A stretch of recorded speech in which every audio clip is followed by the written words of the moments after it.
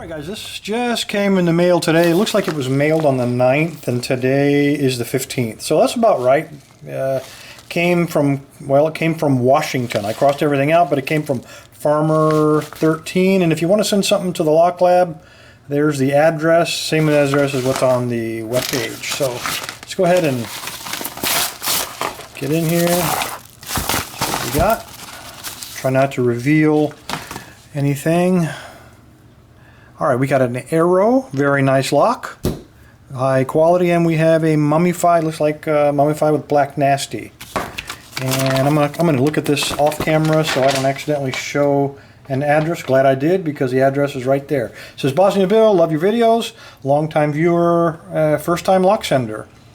I made this lock after watching a number of videos. I've been a military locksmith for many years when I was active duty in the U.S. Navy. Well, we can't hold that against you, Farmer13. Hope it's a challenge for you. Can't wait to see the video. Hope there is a video, man. I hope we can get it open. And looking through the camera lens, these look like stamps, like a skull and a crossbone kind of thing. So, Navy, I guess that makes perfect sense. All right, let's see if we can get into it. We don't need that key. Let's get all this out of the way. See what we got. Military locksmith. It might be a video that ends up not being shown, but we got to give it a try, right? All right, Arrow, very nice lock. You guys have been asking me to show the keyways, so this is what the keyway on this one looks like, and I think I'm going to try. It's pretty wide open. I can't work from the bottom of the keyway. Let me grab a pick and I'll show you what I'm talking about here.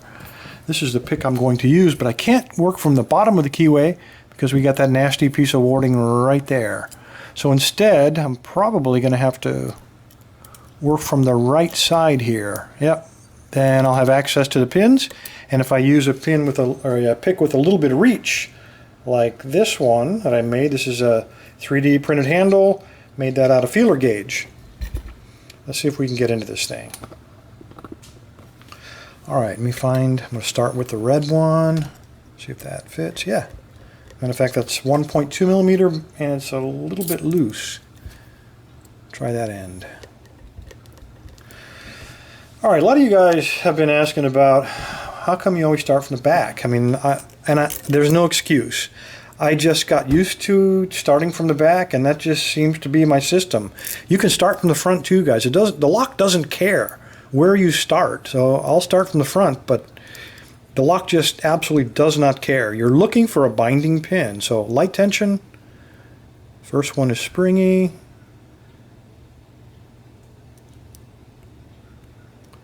Second one, okay, there we go. See a little bit of turn on the core there. So pin 2 needed a little bit of love. Let me go back and check pin 1. See, normally I do this reverse. I start from the back. It's just easier for me. It's just my system, you know. Okay, I'm on pin 3 and I'm getting a little bit of counter rotation. Notice that? So let's go ahead and it's got a little spooliness to him. Very light tension. Let me go back and check the previous ones and they're all still good. So keep moving down the stack. I'm on, oh, there was a little click on 4, but no turn on the core or anything. I'm on 5, little click and a slight turn. I'm on 6. Little counter rotation there. Got a little click on him. Little second click on him. All right, oh, that was 5. And now I'm backing out, checking everybody. Looking for counter rotation. I got counter rotation on 2 now.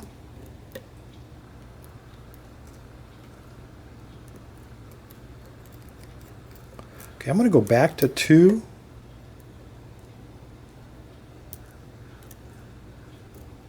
I think he's set. He doesn't want to do anything else there. All right, I'm looking for any kind of feedback now.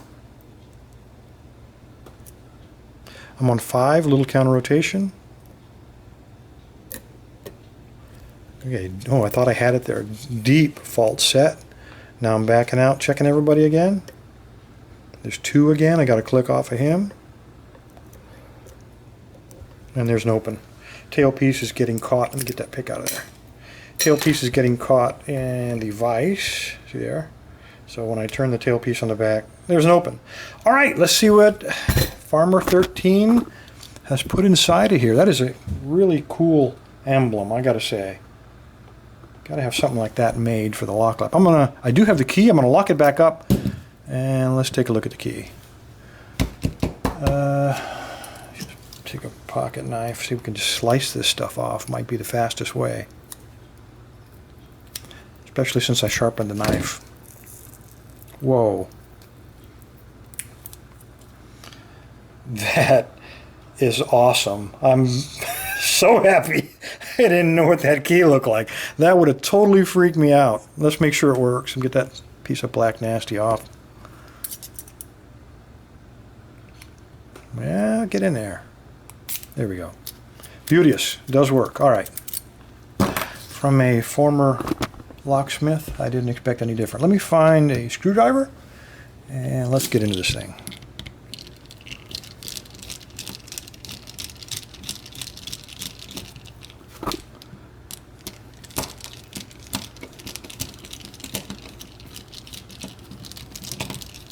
At least this time I remembered to turn off the dehumidifier, so I won't have to put up with that racket. Okay, we need the medium one. Come here, you. Where are you? That's not right. We'll try this one. Homemade one. That's too small. Whoops. That ought to work. Okay.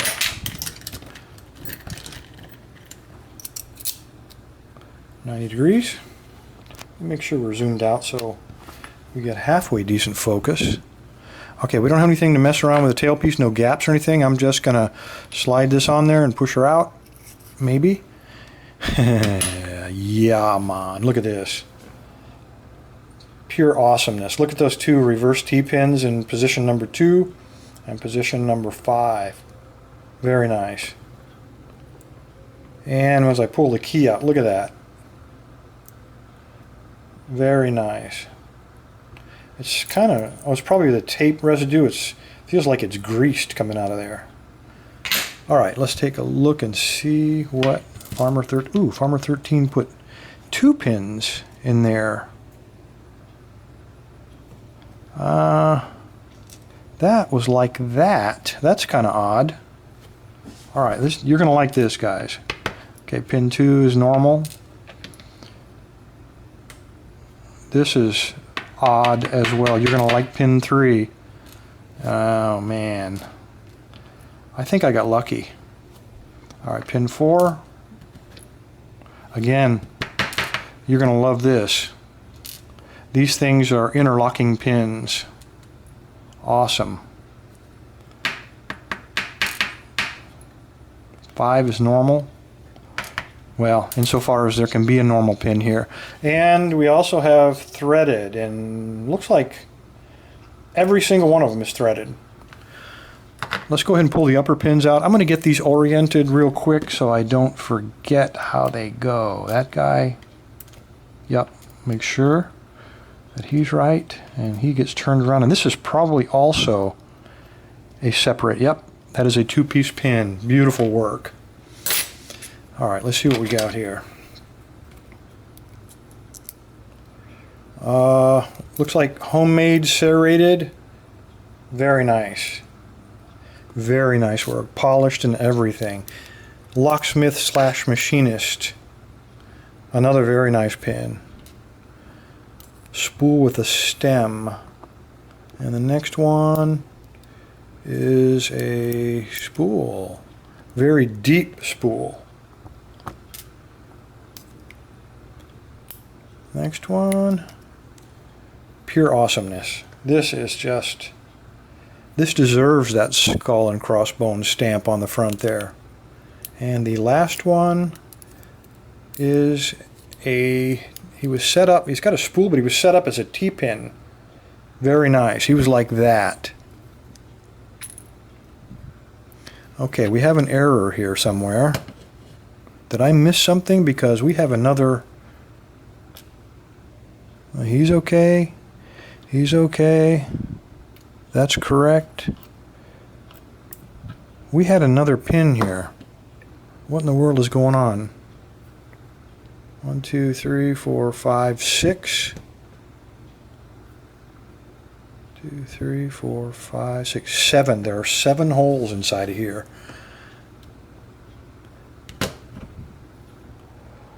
There are 6 here and 7 in the body. 2, 3, 4, 5. No, I take it back. Sorry, guys. 4, 5, 6. There are 6 here. So I have got something out of sequence. I'm trying to figure out where I messed up here. 2 and he was around like that. And there's not enough room to have him there. I could have swore I took these out in perfect sequence. 3, 4, 5, 6. Definitely only 6 there.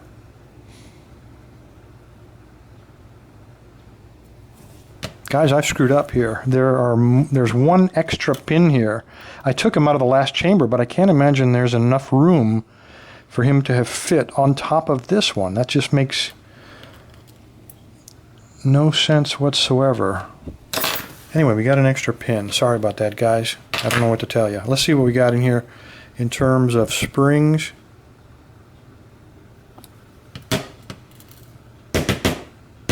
They all look like they pretty much reached the shear line. That's why I dumped them.